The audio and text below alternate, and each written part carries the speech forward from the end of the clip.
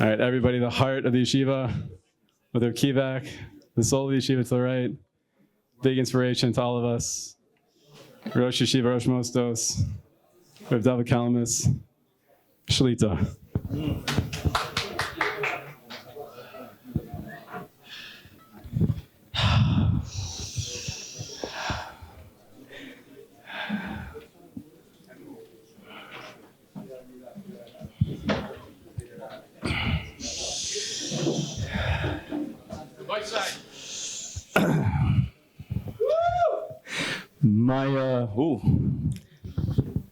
My grandfather's from Poland, and at 13 years old, he rapped tefillin for the first time.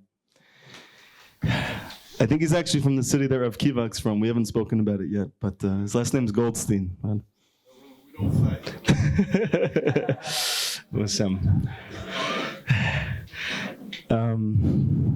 He went in at 13, rapped his tefillin, and he was taken to the concentration camps. His father was killed, his mother was killed, his siblings were killed. He came off the bus, and they told him to go in line.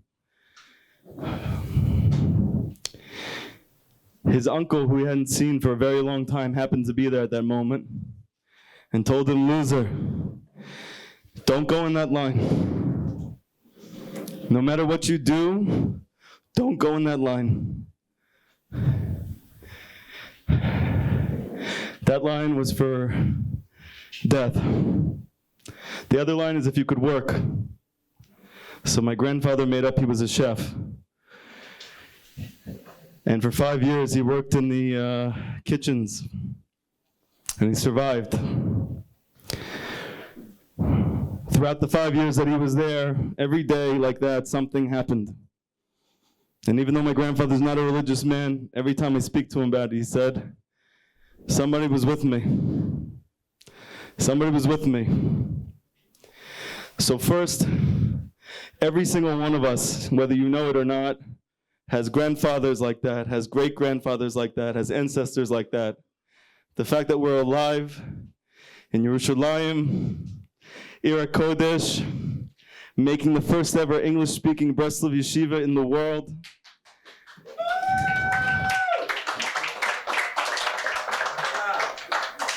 Adolf Hitler, Yimach Shemo, he said, "You can't let one boy survive." They said, "Why? Why does it matter so much one boy?" He said, "Because if you let one boy survive, he's going to find that Torah and he's going to start the whole thing over again." He loses, we win. Somebody came to Rav Natan once, Rabbi Nachman's Talmud Muvchat, his main student, and said, "You know, Nassan, you keep going around with that Likutei Moharan, you're going to end up in Gehenna." Rav Nassan said back, "That's fine. I'll take my Likutei Moharan with me and I'll turn it into Gan Eden." 10 years ago, I was in Gehenna. And the only thing I had with me was my tefillin and my Likutei Moharan. I shouldn't be here now. And I'm living proof that Likutei Moharan can turn hell to Gan Eden. This is Gan Eden. 10 years ago, I made a promise to Hashem. I said, "Listen, I've tried so hard in every area of my life, and nothing's worked. Obviously, I can't do it. It means you're going to have to. But if you're really going to do it, then I'm probably going to need to have time every day where I speak to you about everything in my life. How long is it really going to take me to tell you everything that's going on with me? Probably at least an hour." I said, "Hashem, I promise you, I'm going to talk to you for at least 1 hour every single day. And if you switch my whole life around, and not just I survive, but I live a good life, I promise you, I will do everything that I can to help your children do the same. I could say, for the first time in my life since then, this is everything I can do. Thank you.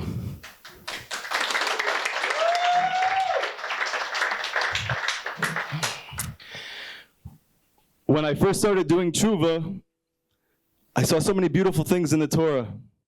Serve Hashem with simcha. Hashem wants you to celebrate the Chagim.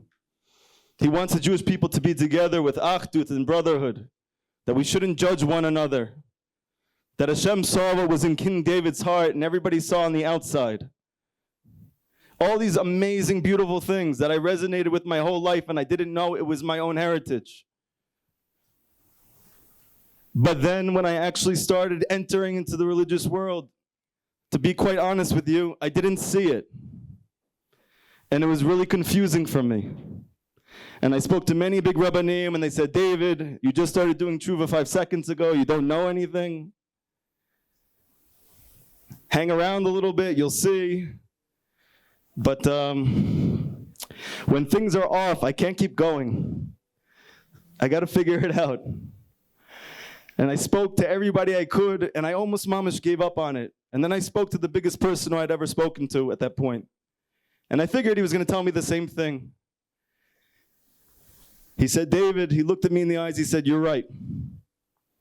I said, what do you mean I'm right? He said, you're right, something's missing. I said, isn't that a big problem? He said, yeah, that's what we need you for. This is why we need Balei Tshuva, to teach us Torah. They have no preconceived notions. There's no cultural aspects that have lingered on. It's all new for them. And Rabbi Nachman says, usher to get old. You're not allowed to get old. You're not allowed to be an old chassid. You're not allowed to be an old tzaddik. Every single person in the Torah that we revere, King David, Yosef HaTzadik, Moshe Rabbeinu, every single one of them is called Na'ar. He's a youth. Not just that he was a youth when he was young. He was always young. And that's how you connect to God. By starting over again and again and again and again. And you might hear that in some nice Divrei Torah, some nice drushim from your Rebbeim, but nothing actually makes you do it. Who gets you to do it? Breslovers say Moshe Rabbeinu gave us the Torah, and Rabbi Nachman gets us to actually keep it. That you want to. When we started making this yeshiva, I was thinking about joining a kollel in Beit Shemesh. I spoke to the rabbi there. He said, what are you doing? I said, well, we're working on making this Breslov Yeshivah, but, you know, I need some parnasa, and I learn anyway at home. Maybe I'll do it in the kollel. He said, you can't join here. I said, why not? He said, because you have to make the Breslov Yeshiva. He's not Breslov. I said, I know, we're working on it. He said, no, this Elul, you need to make it. I said, okay. He said, no, really, we have no other hope. This is hope. Moshe Rabbeinu was called 7 names in the Midrash. One of them is Yekutiel. It means he gives hope. When somebody says no despair, when you saw your therapist and they said, don't give up, and your parents said, don't worry, you're going to get through it. It didn't hit home. But when Rabbeinu Sha'ag B'kol Gadol Ein Shum Yesh Ba'olam Le'olam Klal, what did you do? You believed it. You started over again. What is that? Rabbi Nachman says, when they ask you what you found in Breslov, tell them, Ruach. You found life. You found soul. Adam HaRishon was created in the garden, but guess what? He wasn't alive until Hashem blew in him a nishmat chayim, a soul of life. Ashreinu matov chelkeinu. This is nishmat chayim. And I just want to say to everybody here, thank you so much for coming. Thank you to Rav Kivak for helping all of our dreams come true. Thank you to everybody on the staff for Mesir Nefesh beyond belief. I've had 3 headaches today. I don't know where they're coming from. I'm not sleeping. Rav Tivak asked me before, are you're going to get very tired. You're going to be overwhelmed. You're going to burn out. I said, I'm already burnt out. But this is too important. I love you guys. Thank you for coming. Let's really celebrate. There's only one first. This is the first. And let's make it a first every single day. Thank you so much, guys.